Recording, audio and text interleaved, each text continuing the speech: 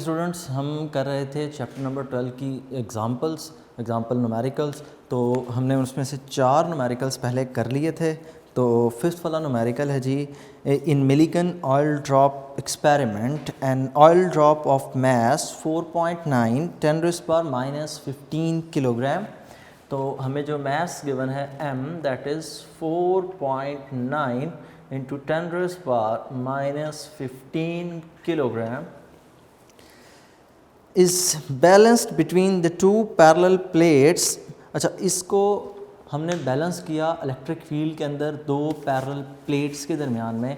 इस बात का मतलब यूँ है कि आपने जिस तरह पढ़ा कि ये plate positively charge Millikan oil drop method में, नीचे वाली प्लेट नेगेटिवली चार्ज, खुद ब खुद वो ऑयल ड्रॉपलेट नीचे की तरफ मूव करता है। नेगेटिव चार्ज होने की वजह से नेगेटिव को रिपेल करेगा। ये ऑयल ड्रॉप अपने वेट W = mg की वजह से डाउनवर्ड मूव करेगा, लेकिन जो इलेक्ट्रिक फील्ड की फोर्स लग रही है वो अपवर्ड डायरेक्शन में है। जब ये दोनों फोर्सेस आपस में इक्वल हो जाएंगी, the weight and the force of electric field, जब ये दोनों आपस में इक्वल हो जाएंगी तब ये ऑयल ड्रॉप सस्पेंडेड होगा, तब ये मूव नहीं करेगा। If the potential difference between the plates is 750 volt, दोनों प्लेट्स के दरमियान में पोटेंशियल डिफरेंस गिवन है 750 volts. If and the spacing between them is 5 millimetre, कि इन दोनों प्लेट्स के दरमियान में जो स्पेसिंग है, जो डिस्टेंस d है, दैट इज़ 5 मिलीमीटर। और 5 मिलीमीटर को हम चेंज करेंगे 5 × 10⁻³ मीटर। दोनों प्लेट्स के दरमियान में displacement d, that is equal to 5 millimetre, और मिली को चेंज कर दें, it will be equal to 5 × 10⁻³ metre. Calculate the charge on the droplet. Required हमसे है कि उस ड्रॉपलेट पे चार्ज कितना है, Q = (). नेक्स्ट चलें तो हम इसका लिखते हैं जी फार्मूला यही है कि पार्टिकल तभी सस्पेंडेड होगा जब इलेक्ट्रिक फोर्स और वेट दोनों इक्वल होंगे। क्यों? क्योंकि पार्टिकल, वो ऑयल ड्रॉप, अपने वेट की वजह से डाउनवर्ड मूव कर रहा है, जबकि इलेक्ट्रिक फील्ड इसको ऊपर की तरफ पुश कर रही है, because it is moving against the electric field. वो पॉजिटिव से नेगेटिव की तरफ जा रहा है, तो इलेक्ट्रिक फील्ड की फोर्स नेगेटिव को जब रिपेल करेगा तो इसे अपवर्ड पुश करेगा, तो ये फोर्स अपवर्ड है। अब फार्मूला पुट करें तो electric force F = QE, weight W = mg। Electric field intensity है, पोटेंशियल ग्रेडियंट से रिप्लेस करें तो Q = V/D, E = V/D, potential gradient mg। Q = mg/d/V। So Q will be equal to, values replace करें सारी की सारी, मैस 4.9 10⁻⁻15 किलोग्राम, यूनिट मेंशन करने की ऐसा ज़रूरत नहीं है कैलकुलेशंस में। G की वैल्यू 9.8 मल्टीप्लाई बाय डिस्प्लेसमेंट दोनों प्लेट्स के दरमियान में 5 × 10⁻³ और V potential that is 750 volts. इन सबको मल्टीप्लाई करते हैं, 4.9 10⁻15 multiply by 9.8 multiply by 5 × 10⁻³ divided by 750। तो ये हमारे पास आंसर आता है Q = 3.201 × 10⁻19 कूलम। तो ये है जी टोटल चार्ज जो उस पार्टिकल के ऊपर है, 3.2 × 10⁻19। तो ये था जी आपका न्यूमेरिकल एग्जाम्पल नंबर 5। नेक्स्ट हम चलते हैं जी एग्जाम्पल नंबर 6। एग्जाम्पल नंबर 6 है जी, the time constant of a series RC circuit is T = RC। कि हमने पढ़ा था कैपेसिटेंस को, जब हमने पढ़ा था तो वहाँ पर हमने कहा था कि एक कैपेसिटर चार्ज और डिस्चार्ज होते वक्त जो टाइम लगाता है वो डिपेंड करता है the product of R and C, the resistance and the capacitance which is equal to time constant. इस चीज़ को हमने टॉपिक पढ़ते वक्त भी प्रूव किया। फिर अब इसको नेक्स्ट तकरीबन यही है, verify that ohm times farad is equivalent to second. Ohm times farad का मतलब ये है कि हमने ओहम को मल्टीप्लाई अगर करें फैरेड के साथ, so it is equal to second.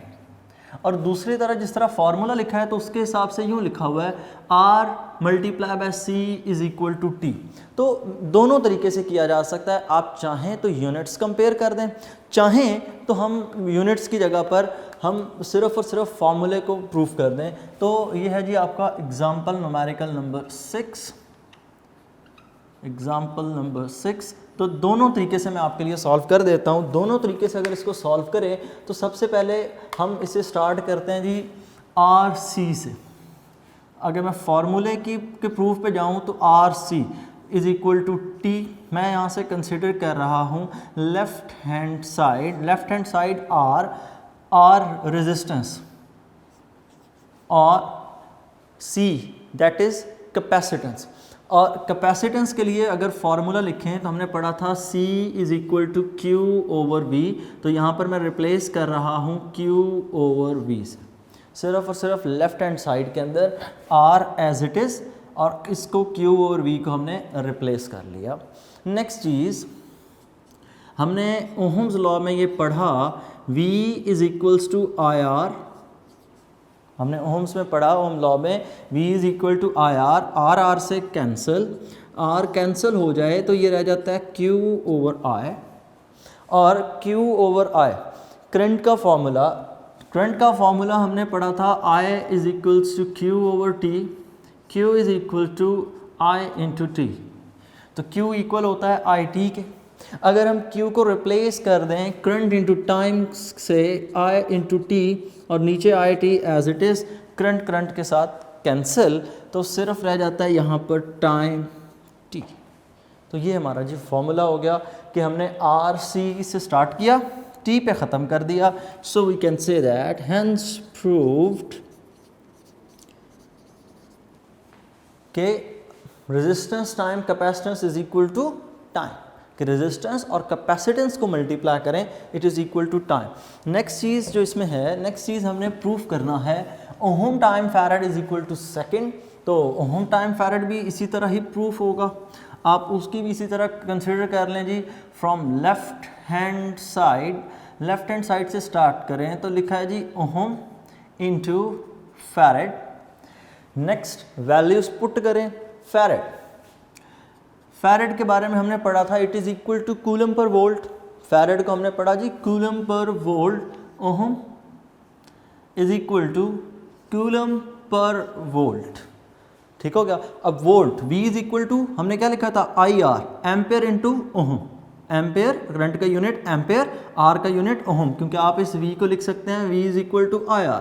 I के लिए आप लिखेंगे एम्पेयर, रेजिस्टेंस के लिए हम लिखेंगे ohm, ampere into ohm.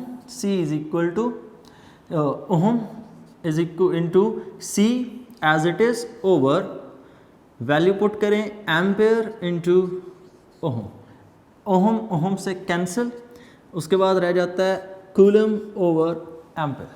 Coulomb को हमने पढ़ा था एम्पेयर सेकेंड।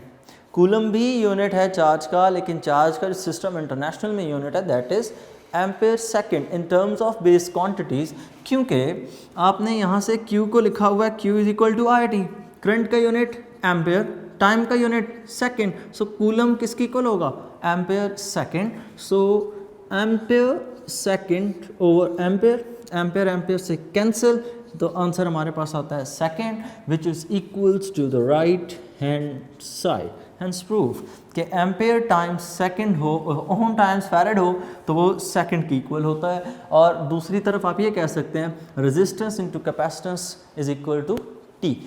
ये थे जी हमारे एग्जाम्पल न्यूमेरिकल्स। नेक्स्ट हम मूव कर रहे हैं जी अपने एक्सरसाइज के न्यूमेरिकल्स के ऊपर। एक्सरसाइज के अंदर जो पहला न्यूमेरिकल है, पहला न्यूमेरिकल आपका इलेक्ट्रिक और मैग्नेटिक फोर्स का कंपैरिजन है। अब यहाँ पर जब भी कंपैरिजन की बात हो तो याद रखिएगा आपने दोनों चीज़ों की रेशियो कैलकुलेट करनी होती है। ठीक है।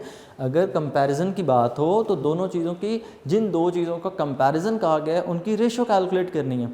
फिर क्वेश्चन बच्चे ये पूछते हैं कि अगर रेशो कैलकुलेट करनी है तो पहले कौन सा लिखा जाएगा, बाद में कौन सा लिखा जाएगा। तो उसमें याद रखिएगा जिस तरतीब से आपसे पूछा गया आपने बिल्कुल उसी तरह ही फॉलो करना है, ठीक है। अब स्टार्ट करते हैं, तो जिस तरह स्टेटमेंट में होगा हम उसी तरह पहले रेशो से पहले उसी को लिखेंगे जो यहाँ पर हमें क्वेश्चन में मेंशन किया होगा। Let's start.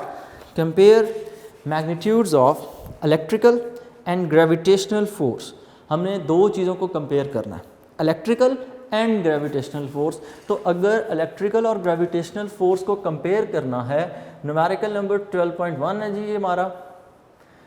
अगर इन दोनों को कैलकुलेट करना है तो इसका मतलब रिक्वायर्ड क्या है, the ratio between electric force and gravitational force. क्योंकि बुक पे अगर आप देखें तो पहले इलेक्ट्रिकल फोर्स का जिक्र है, बाद में ग्रेविटेशनल का है, तो मैंने पहले इलेक्ट्रिकल को लिखा, बाद में लिखा ग्रेविटेशनल फोर्स का। Exerted on an object of mass 10 kilogram. ये हमारे पास एक ऑब्जेक्ट है, इसका मैस है जी 10 ग्राम, और इस पे जो चार्ज है, the charge is 20 microcoulomb. 20 microcoulomb ये इसका चार्ज हो गया बाय एन आइडेंटिकल ऑब्जेक्ट। इसका मतलब क्या है कि इसके ऊपर जो फोर्स लग रही है ना, इलेक्ट्रिक और ग्रेविटेशनल, इलेक्ट्रिक फोर्स इसके ऊपर इसलिए लग रही है कि इसके साथ एक और चार्ज पड़ा है जो कि क्या है, आइडेंटिकल, बिल्कुल इस जैसा। बिल्कुल इस जैसे से मुराद कि इसका मैस भी 10 ग्राम ही है, इसका चार्ज भी 20 माइक्रोकूलम ही है। तो इसके मैस को m1, इसके चार्ज को q1, यहाँ पर मैस m2, यहाँ पे चार्ज q2 के दो आपने चार्जेस रखे। दोनों चार्जेस के दरमियान में इलेक्ट्रिक फोर्स भी होगी, ग्रेविटेशनल फोर्स भी होगी। अकॉर्डिंग टू कूलम हर चार्ज दूसरे चार्ज के ऊपर फोर्स अप्लाई करता है, which is directly proportional to product of the charges and inversely proportional to the square of the distance.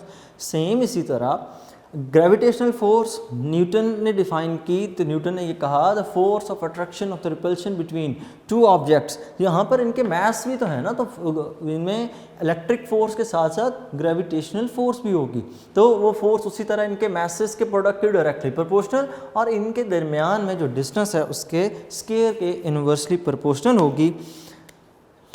The identical object that is placed 10 centimeter from the first, इन दोनों के दरमियान में separation given है that is 10 centimeter। तो data according to diagram complete हो गया। अब इस डाटा को लिखें तो m1 हमें गिवन है m2 के विच इज़ इक्वल टू 10 ग्राम, और 10 ग्राम को अगर हम लिखें तो 10 × 10⁻³ किलोग्राम। ठीक हो गया, हमने उस ग्राम को किलोग्राम में चेंज कर दिया बाय अप्लाइंग अ प्रीफिक्स। आपने 10⁻³ किलो के लिए लगाया तो 10⁻³ उसको बैलेंस करने के लिए लगा दें। सो m1 will be equal to m2 which is equal to 10⁻² kilogram. इन दोनों को मल्टीप्लाई करते हैं।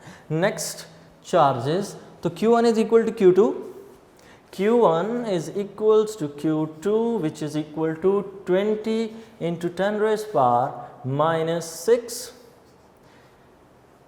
ठीक है, माइक्रोकूलम पहले इसको बेशक सिंपली उसी तरह लिख लें जिस तरह लिखी है value 20 microcoulomb which is equal to 20 × 10⁻⁶ coulomb, because micro stand for 10⁻⁶। दोनों के दरमियान में जो सेपरेशन है we can write the symbol r which is equal to 10 centimetre. You can also say that it is 0.1 metre. तो ये हमारा data हो गया कंप्लीट। अब हमने करना क्या है, पहले इलेक्ट्रिक फोर्स फाइंड करेंगे, फिर हम इनकी ग्रेविटेशनल फोर्स फाइंड करेंगे और दोनों को डिवाइड कर लेंगे। So there will be the answer FE electric force between the 2 point charges. आप उसको यूँ कैलकुलेट कर सकते हैं K Q1 Q2 over R²। FE is equal to values put करें। K के लिए हम वैल्यू पुट करें तो K के लिए वैल्यू है 9 × 10⁹। चार्ज Q1 के लिए वैल्यू है 20 × 10⁻⁶। Q2 के लिए भी यही है 20 × 10⁻⁶। Q2 के लिए भी 20 × 10⁻⁶ डिवाइडेड बाय 0.1 स्क्वायर। इन सब वैल्यूज़ को मल्टीप्लाई करना है। So if we multiply the powers first, so 10⁻⁹, 10⁻3, 10⁻⁻3, ये दोनों मिलके -12 हो जाएंगे ना। -12 में से 9 को माइनस कर दें, 10⁻³ रह जाएगा। तो 10⁻3, 9 2s are 18, 18 2s are 36, सो 36 इन दोनों के ज़ीरोस को 10⁻² ओवर 0.1 स्क्वायर 10⁻², ठीक हो गया।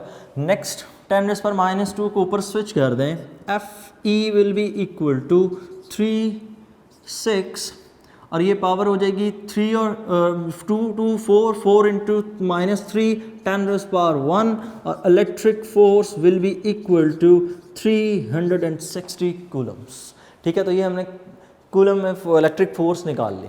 अच्छा, यहाँ पर अब मैंने जो तरीक़ेकार यूज़ किया, मेरी अपनी मैथ्स की कैलकुलेशन है, आप कैलकुलेटर का यूज़ कर सकते हैं, ठीक है। जहाँ पर ज़रूरत नहीं होती वहाँ पर हम अपना टाइम काफ़ी हद तक बचाने की कोशिश करते हैं ताकि पेपर को जल्दी वाइंड अप किया जा सके। इसलिए कोशिश करें कि ऐसी कैलकुलेशन जो दिखने में आसान है उनको खुद से सॉल्व कर लें।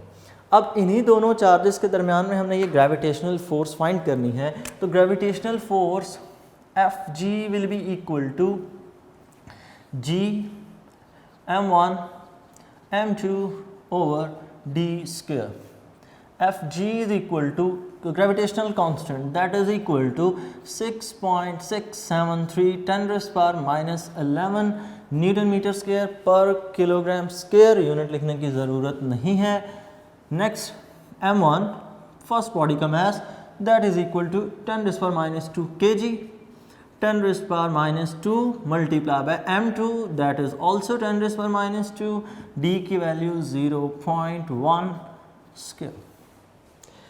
नेक्स्ट रह गई जी इनकी कैलकुलेशन। तो इसकी कैलकुलेशन भी बड़ी आसान, सॉरी यहाँ पर 10⁻² है।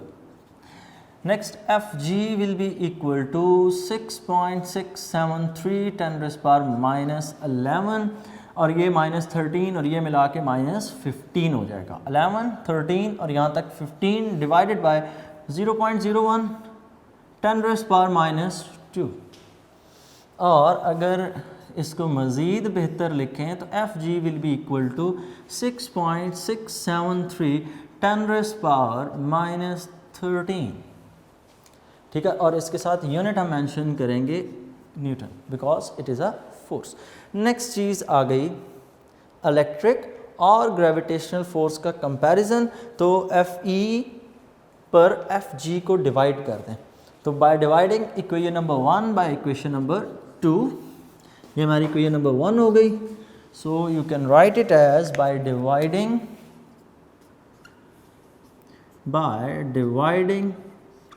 Equation number 1 by equation number 2।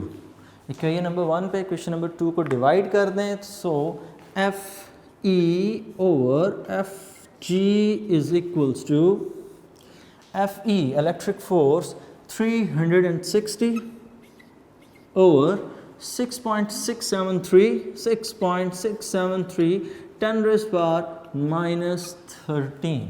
तो अब इनको डिवाइड करना पड़ेगा मुझे भी। 360 डिवाइडेड बाय 6.673 10⁻⁻13, तो हमारे पास आंसर आता है तकरीबन 5.4, राउंड ऑफ करके 5.39 आ रहा है मेरे पास आंसर। कंप्लीट है जी 5.394, तो मैं उसको 5.4 लिख रहा हूँ। 5.4 इंटू 10⁻14, और यूनिट नहीं होगा, क्यों? Because it is a ratio and ratio don't have units, ठीक है, कैंसिल आउट हो जाते हैं रेशोज़ के केस में। नेक्स्ट हमारा जी न्यूमेरिकल नंबर 12.2। 12.2 न्यूमेरिकल इस बुक के चंद मुश्किल तरीन न्यूमेरिकल्स में समझा जाता है, लेकिन अगर आप इसको कॉन्सेप्ट से करें तो इसमें ज़रा भी मुश्किल कोई भी चीज़ नहीं है। Simply her cheese step by step solve होनी है, और उसको जब आप सॉल्व कर रहे हो तो आपने सिर्फ एक चीज़ का ध्यान रखना है कि आप जब चार्जेस की बात कर रहे हैं तो बस गौर से देख लें, इधर you are talking about the attraction और रिपल्शन, ठीक है, बस उसको देख लीजिएगा, वरना गलती आपसे इसके अलावा नहीं होती। तो इस न्यूमेरिकल को अक्सर मुश्किल कंसिडर किया जाता है, लेकिन ये मुश्किल नहीं है, और इसको अटैम्प्ट करें ना करें, याद करें ना करें, लेकिन याद रखिएगा इसका कॉन्सेप्ट ज़रूर इसका रखें पास, क्योंकि ये आगे आपके कुछ MCAT में MCQs वगैरह पूछे जाते हैं तो वहाँ पर आपको बहुत हेल्पफुल होती है, क्योंकि MCAT में तो आपको पता है कि ECAT और MCAT दोनों के अंदर न्यूमेरिकल क्वेश्चंस और इस तरह की चीज़ें बहुत ज़्यादा होती हैं। खैर स्टार्ट करते हैं जी। हमारा न्यूमेरिकल नंबर 12.2 के अंदर सबसे पहले है जी डायग्राम। वही डायग्राम ड्रॉ करते हैं कि वो यूँ है कुछ कि यहाँ पर हमारे पास एक चार्ज है, इस चार्ज के करीब हमने दो और चार्जेस रखे। ये जो चार्ज है इसके साथ वैल्यू लिखी है दैट इज़ 4 माइक्रोकूलम। इस चार्ज के करीब दो और चार्जेस पड़े हैं, एक इस कॉर्नर पर है यहाँ पर। इस चार्ज का नाम है Q1 और Q1 के साथ जो वैल्यू लिखी है that is 1 microcoulomb. That is 1 microcoulomb. Q1 is equal to 1 microcoulomb. इसके दूसरे एंड पर इतने ही डिस्टेंस पे यहाँ पर तकरीबन एक दूसरा चार्ज पड़ा है and that charge is Q2 which is equal to, उसकी वैल्यू है जी -1 माइक्रोकूलम। बस यही चीज़ है जिसका आपने ध्यान रखना है, क्योंकि जब फोर्सेस की बात करेंगे तो इन दोनों के दरमियान में अट्रैक्शन की फ़ोर्स होगी। ये पॉजिटिव है, ये नेगेटिव है। इन दोनों के दरमियान में रिपल्सिव फोर्स होगी। सो अगर इन दोनों चार्जेस के दरमियान में मैं डिस्टेंसेस ड्रॉ करूं तो यहाँ पर जो डिस्टेंस है, ये डिस्टेंस मेंशन किया गया है, इट इज़ 1 मीटर। यहाँ पर भी इसी तरह जो डिस्टेंस मेंशन किया गया है दैट इज़ 1 मीटर, क्योंकि ये कोलेटरल ट्रायंगल तकरीबन बनाने की कोशिश की गई है। और साथ A से B तक, ये है A, ये है B, A से B तक का डिस्टेंस दो हिस्सों में डिवाइड करके लिखा गया है। बहरहाल उसकी ज़रूरत ऐसा कोई नहीं है कि डिवाइड करके आप लिखें या पूरा लिखें। 1.22 बनता है, वो 0.6 है ना, और दरमियान में इनको यूँ सेपरेट करके यहाँ पर डिस्टेंस लिखा गया है 0.6 मीटर और इस एंड पर भी यहाँ पर लिखा गया है 0.6 मीटर। यहाँ पर पॉइंट है D और उस ऊपर पॉइंट को हमने नाम दिया हुआ है C का। अब हमने करना क्या है, calculate the net electrostatic force on Q as shown in the figure. हमने इस चार्ज Q के ऊपर नेट फोर्स फाइंड करके बतानी है कि नेट फोर्स कितनी है। और ये जो वर्टिकल हाइट है ये भी हमें गिवन है, this vertical height is 0.8 metre. Next चलें तो हमें डाटा लिखना पड़ेगा। अब सबसे पहले ज़हन में रखिएगा, हमने जो फोर्स बतानी है ना, हमने फोर्स बतानी है डिटेल्ड फोर्स F की value. Force being a vector quantity, तो फोर्स के दो हिस्से, एक उसका मैग्नीट्यूड, दूसरा उसकी डायरेक्शन थीटा। तो हमें ये दोनों चीज़ें फाइंड करना पड़ेंगी। उसके लिए हम क्या करते हैं, हम पहले इन दोनों चार्जेस के दरमियान में फ़ोर्स कैलकुलेट करेंगे, फिर इन दोनों चार्जेस के दरमियान में फ़ोर्स कैलकुलेट करेंगे। यहाँ पर फोर्स होगी अट्रैक्शन रिपल्शन की, यहाँ पर फोर्स होगी अट्रैक्शन की। ठीक है, तो लेट्स स्टार्ट। कैसे होगा, तो सबसे पहले मैं डाटा कंप्लीट कर रहा हूँ। Q1 is equal to 1 microcoulomb. 1 microcoulomb का मतलब 10⁻⁻⁶ coulomb. Q2 is equal to -1 microcoulomb. Q2 is equal to -1 microcoulomb. तो Q2 की मैं वैल्यू लिखूँ तो Q2 is equal to -6 coulomb. अच्छा, इस माइनस साइन की जो सिग्निफिकेंस है वो सुन लें। इस माइनस साइन की सिर्फ सिग्निफिकेंस इतनी है कि इन दोनों के दरमियान में अट्रैक्शन की फ़ोर्स होगी। हम फार्मूलाज में किसी भी किस्म की माइनस साइन पुट नहीं करेंगे। जब हम नेट फोर्स फाइंड कर रहे होंगे हम माइनस साइन पुट नहीं करेंगे। इस माइनस साइन की सिग्निफिकेंस सिर्फ इतनी होगी कि ये फोर्स ऑफ अट्रैक्शन की बात है। हाँ, जहाँ डायरेक्शन ऑपोजिट आ जाएगी वहाँ पर ज़रूर माइनस लगेगा। नेक्स्ट चीज़ चलें तो हम यूँ कह सकते हैं, यहाँ से A से C तक का डिस्टेंस है 1, इसको मैं R1 का नाम दे दूँ। हम ये कह सकते हैं R1 is equal to 1 metre. इसी तरह इस डिस्टेंस को हम नाम दे रहे हैं R2 का, तो हम R2 के बारे में ये कह सकते हैं R2 is also equal to 1 metre. Next Q which is equal to 4 microcoulomb. Q is equal to 4 microcoulomb, 4 into 10⁻⁻⁶ coulomb. Next is height 0.8 metre, इसको मैं H से ही लिख रहा हूँ 0.8 मीटर।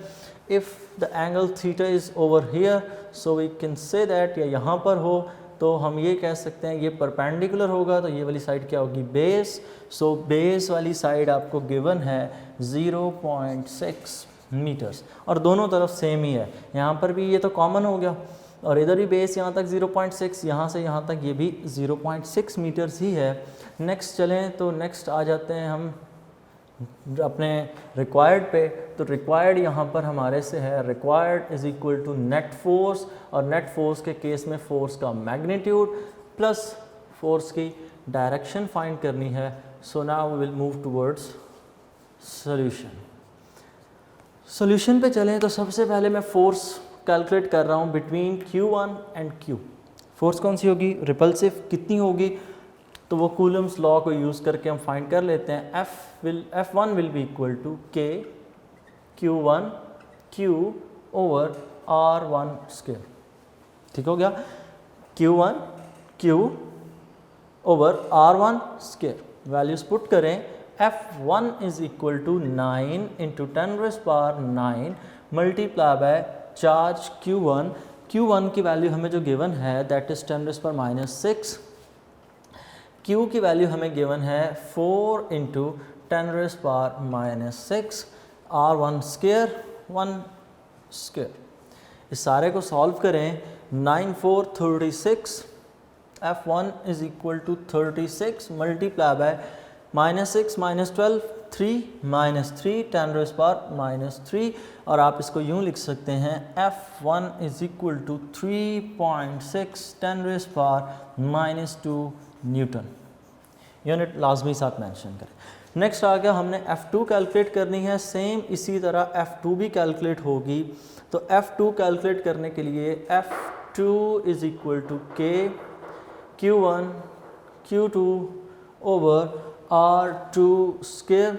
वैल्यूज पुट करें, F2 is equal to K की value है 9 into 10⁻9 multiply bye Q1 sorry अच्छा यहाँ पर हम फोर्स फाइंड कर रहे थे Q2 और Q के दरमियान में, तो एक चार्ज Q और दूसरा Q2। तो Q की वैल्यू 4 इंटू 10⁻6, Q2 की वैल्यू वो 10⁻6। मैंने कहा यहाँ पर आप माइनस साइन पुट नहीं करेंगे, क्यों, तो फोर्स ऑफ अट्रैक्शन की बात हो रही है। R2 स्क्वायर, तो R2 की वैल्यू 1 है, यहाँ पर हम पुट कर देंगे 1 स्क्वायर। इसको भी सॉल्व कर लें, ये सारी एंटिटीज़ सेम यही वाली हैं ना, तो यही हैं, तो आप लिख सकते हैं 3.6 10⁻2 न्यूटन। अब हमने फोर्स F1 भी कैलकुलेट कर दी, हमने फोर्स F2 भी कैलकुलेट कर ली। अब हमने क्या काम करना है, नेक्स्ट काम हमारा ये है, हमने इन्हीं फोर्सेस को ऐड अप करना है। तो हम फोर्स का x कंपोनेंट अलग से निकालेंगे, हम अपने रिक्वायर्ड फोर्स का y कंपोनेंट अलग से निकालेंगे। मतलब ये जो आप F फाइंड कर रहे हैं ना पूरा, ये F वेक्टर है, और F वेक्टर किसके इक्वल होगा, Fx प्लस Fy। हमने ये Fx फाइंड करना है, और Fx किस तरह फाइंड होगा, F1x प्लस F2x। ठीक हो गया, F1x प्लस F2x। मतलब मैंने फोर्स का अगर जो आंसर वाली फोर्स है उसका x कंपोनेंट निकालना हो, it will be equal to F1x plus F2x। और अगर मैं इसको सॉल्व करूं तो Fx is equal to F1x। F1x equal होगा F1 cos theta plus F2x will be equal to F2 cos theta, क्योंकि किसी भी वेक्टर का x component Ax is equal to A cos theta होता है। तो अगर A cos थीटा है तो आप ये फार्मूला पुट कर दें। अब F1 और F2 की वैल्यू सेम है, हमने ये cos थीटा फाइंड करना है, हमारे पास ये cos थीटा नहीं है। तो cos थीटा को फाइंड करने के लिए हम यूज़ करेंगे tan थीटा यूज़ कर लेते हैं, क्योंकि tan theta will be equal to perpendicular over base, यही परपेंडिकुलर ओवर बेस, और इससे हमें थीटा की वैल्यू मिल जाएगी। Theta is equal to tan inverse y perpendicular over y component over x perpendicular over base, और इन दोनों की वैल्यूज़ हमने डाटा में लिखी। Theta is equal to tan inverse perpendicular 0.8, जिसको हमने हाइट का नाम भी दिया, इसको p is equal to h भी आप लिख सकते हैं। ठीक है, परपेंडिकुलर या ओवर बेस, तो यहाँ पर आप इसको मेंशन कर लें, it is equal to perpendicular as well, sorry height को लिखना है, sorry perpendicular is equal to height over base, और बेस की वैल्यू है 0.6, theta is equal to tan inverse of 0.8 divided by 0.6, तो ये हमारे पास आंसर आता है 53.1 डिग्रीज। इसका मतलब ये थीटा 53.1 है। पुट करें इस थीटा को, F X is equal to F1 हमने कैलकुलेट किया 3.6 10 minus 2, 3.6 10 minus 2 cos theta, cos of angle 53.1 plus F2 की वैल्यू 3.6 10 रेज़ पर माइनस 3 कॉज ऑफ 53.1, तो cos of answer multiply by 3.6 10 raise पर माइनस 2 और प्लस यही फैक्टर इसके साथ ऐड होगा, तो हमारे पास जो नेट आंसर आता है, तो हमारे पास नेट आंसर एफ एक्स के लिए आ रहा है F X is equal to 0.0432 और यूनिट न्यूटन, और चूंकि एक्स एक्सिस है तो इसके साथ हम लिख रहे हैं आई कैप। तो ये हो गया हमारा फोर्स का एक्स कंपोनेंट। अब फोर्स के एक्स कंपोनेंट में हमने इन दोनों को ऐड इसलिए किया क्योंकि दोनों की वजह से इस चार्ज की मूवमेंट राइट साइड पे है। क्यों? ये चार्ज इसको अपनी तरफ अट्रैक्ट करेगा, ये चार्ज इसको रिपेल करेगा, ये भी इधर को रिपेल कर रहा है, ये भी अपनी तरफ अट्रैक्ट कर रहा है, तो एक्स कंपोनेंट इसलिए हमने इसके ऐड किए थे। But when you move towards the Y component के केस में ये चार्ज इसको रिपेल किधर करेगा? वाई कंपोनेंट के केस में अपवर्ड, ये चार्ज इसको किधर मूव करवाएगा? डाउनवर्ड। दोनों की डायरेक्शन ओपोजिट। जब दोनों की डायरेक्शन ओपोजिट होगी तब सिचुएशन कुछ यूँ होगी, F Y will be equal to F1y minus F2y, values put करें, F1y F1 sine theta minus F2 sine theta, जिसको मर्जी पहले लिखते हैं जिसको मर्जी बाद में लिखते हैं, it doesn't matter. F1 sine theta F2 sine theta, तो ये दोनों आपस में इक्वल होंगे। क्यों? क्योंकि F1 और F2 इक्वल है। तो वैल्यूज पुट करके अगर आपने करना है well and good, no issue.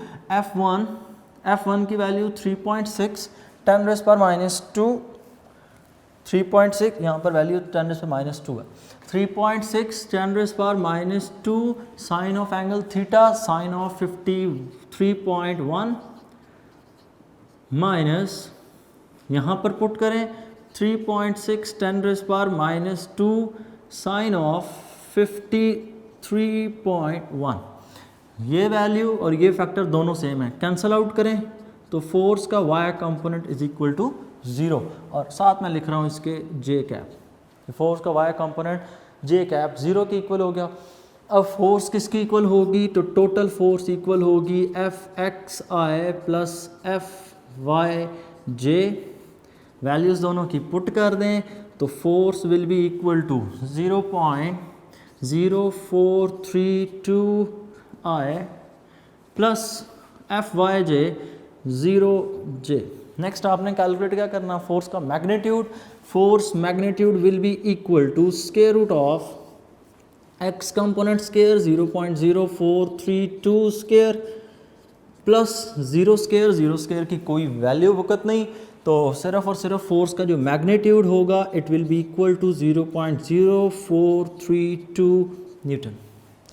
Next आ गया, हमने फाइंड करना angle theta, because force is a vector quantity, so theta will be equal to tan inverse of force y component force x component, theta is equal to tan inverse 0 over x component 0.432 sorry 0.0432, तो tan inverse of 0 क्योंकि divide करेंगे तो 0 answer आ रहा है, and tan inverse of 0 is equal to 0 theta is equal to 0 degrees.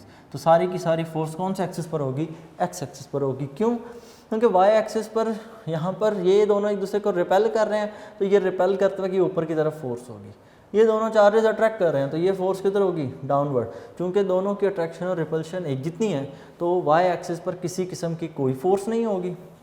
सारी की सारी फोर्स कौन से एक्सिस पर होगी? एक्स एक्सिस पर होगी, वाई एक्सिस के ऊपर कोई फोर्स नहीं होगी, सारी की सारी फोर्स कहाँ पर होगी जी, एक्स एक्सिस के ऊपर। तो ये थे आपके जी पहले 2 न्यूमेरिकल और 7 एग्जाम्पल। नेक्स्ट लेक्चर में हम करेंगे जी एग्जाम्पल न्यूमेरिकल नंबर 12.23 से लेकर 12.7 तक। अल्लाह हाफिज़।